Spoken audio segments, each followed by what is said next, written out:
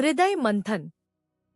19 जनवरी 1961 सुबह लगभग 8 बजे का समय था। अहमदाबाद में साइटिका की बीमारी से छुटकारा पाकर मैं देवास रेलवे स्टेशन पर ट्रेन से उतरा। सामने खुला आकाश में सिर उठाए खड़ी टेकड़ी पहाड़ी दिखाई दी। सुबह की सर्दी वाली धूप में नारायण कुटी दूर से चमकती हुई दिख रही थी। आश्रम पहुंचने पर उसी दिन महाराजश्री ने मुझे ब्रह्मचर्य की दीक्षा प्रदान की। तब तक मैं केवल सफेद कपड़े पहनता था, लेकिन अब मैंने भगवा पहन लिया था। केवल कौपीन ही सफेद रही थी, क्योंकि भगवा कौपीन पहनने का अधिकार संन्यास के बाद ही मिलता है।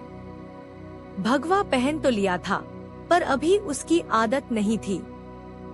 जब मैं खरीदारी करने बाजार जाता था तो कुछ शर्म महसूस होती थी।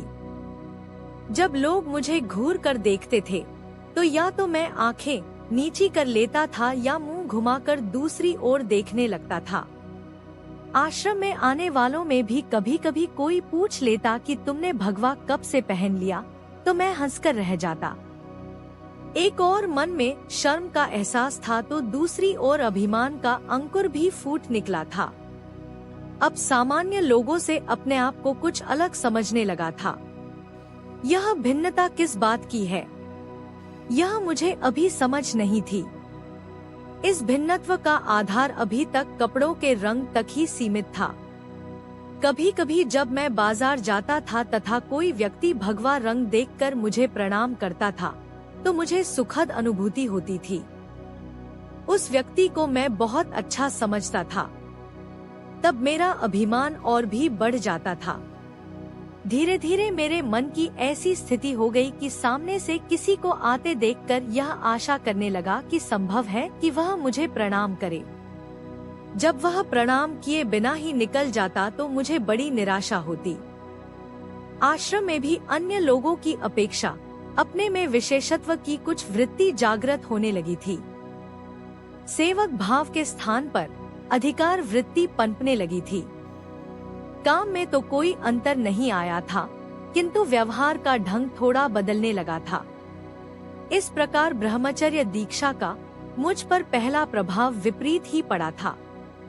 वैसे इसका कारण ब्रह्मचर्य दीक्षा नहीं, बल्कि भगवा वस्त्र धारण करना था। एक दिन जब मैंने आत्मनिरीक्षण किया तो अपने मन को गिरावट की ओर बढ़ते पाया। मुझ में अभिमान तथा दिखावा बढ़ रहा था।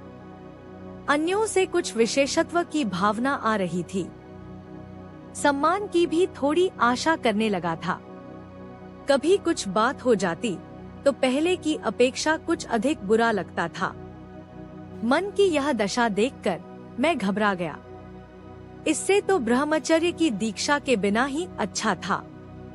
मन तो पहले ही काफी दूषित है, ऊपर से अभिमान में यह वृद्धि न जाने मुझे कहाँ ले जा पटकेगी। मैं विचलित हो उठा तथा महाराजश्री के समक्ष ही सारी स्थिति प्रस्तुत करने का निश्चय किया। सुबह के भ्रमण के समय मैंने सारी स्थिति महाराजश्री के समक्ष रखी। अपनी मानसिक स्थिति का वर्णन किया तथा अवंती का रोना रोया। महाराजश्री थोड़े गंभीर हुए, फिर कहने लगे, ब्रह्मचर्य दीक्षा का भाव यह है कि अब तुम तपस्वी जीवन में प्रवेश कर रहे हो।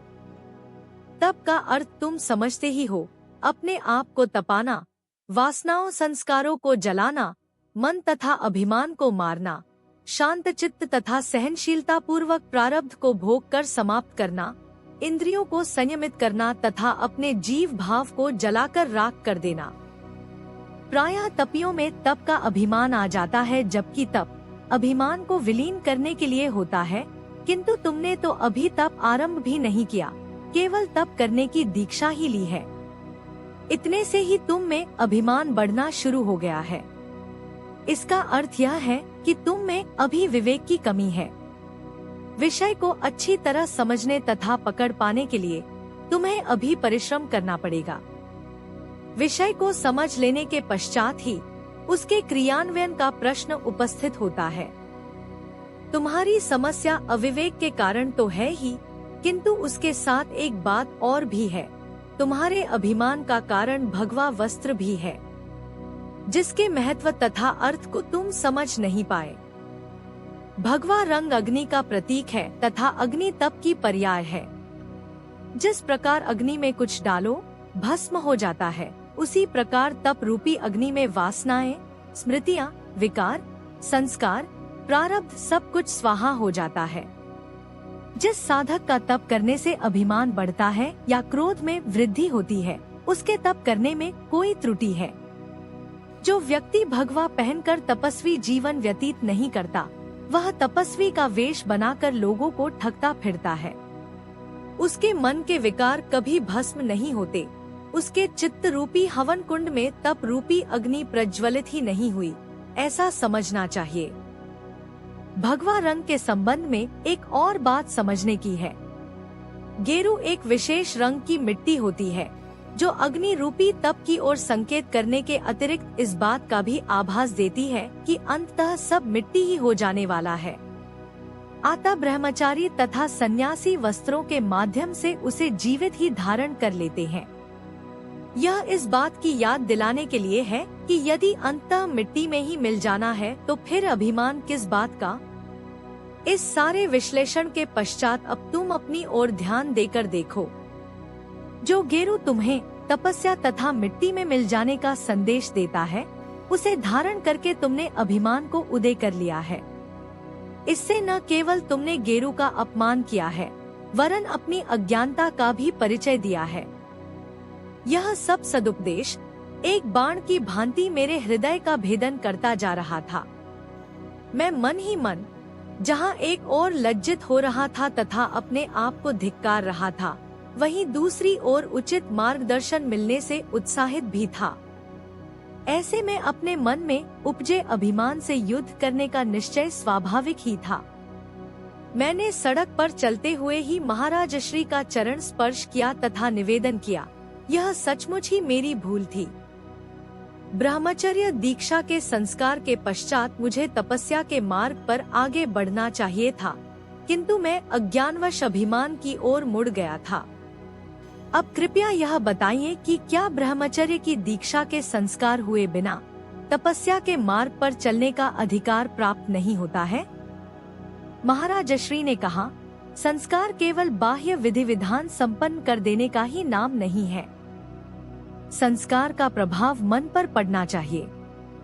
यदि बाह्य ब्रह्मचर्य संस्कार अनिवार्य होता तो गृहस्थ तो तपस्या करने के अधिकारी ही रह जाते। उन गृहस्थों का मानसिक संस्कार अवश्य होता है, जिससे वे शास्त्रानुकूल दाम्पत्य जीवन का निर्वाह करते हुए तपस्वी जीवन व्यतीत करते हैं। प्राचीन ऋषि प्रायः सभी गृहस्थ थे। सभी आश्रमों के अपने अपने नियम तथा विधान हैं। यदि कोई उन पर चले तो तपस्वी जीवन व्यतीत कर सकता है। इतने में हम आश्रम लौट आए थे, किंतु मेरे अंदर विचारों का प्रवाह निरंतर चल रहा था। मैं आश्रम में एक सेवक की भांति रह रहा था। मुझे सेवक ही बने रहना चाहिए था। सेवक में क्रोध, अभिमान या बड़पन की भावना नहीं होती। सेवक की कोई मांग नहीं होती। वह कोई अधिकार नहीं चाहता। उसका अधिकार केवल सेवा करना ही होता है। फिर मेरे अंतर में विशेषत्व का भाव क्यों उदय हो गया? मैंने 1 वर्ष पूर्व सेवा धर्म के संबंध में जो निर्णय लिए थे, उनके विपरीत भाव मन में कैसे आ गया? मेरा मन ग्लानि से भर गया। बार बार यही विचार आता कि मैं सेवक धर्म निभा पाने में असमर्थ हूँ। अभिमान, क्रोध तथा सेवा भाव एक साथ नहीं रह सकते। मेरा मन बार बार गिर जाता तथा बार बार मैं उसे संभालता था। अंततः मैंने यही निश्चय किया कि जब तक आश्रम में रहूंगा, मैं सेवक ही बना रहूंगा। न किसी विशेष अधिकार की आशा करूंगा तथा न ही किसी आदर की कामना करूंगा।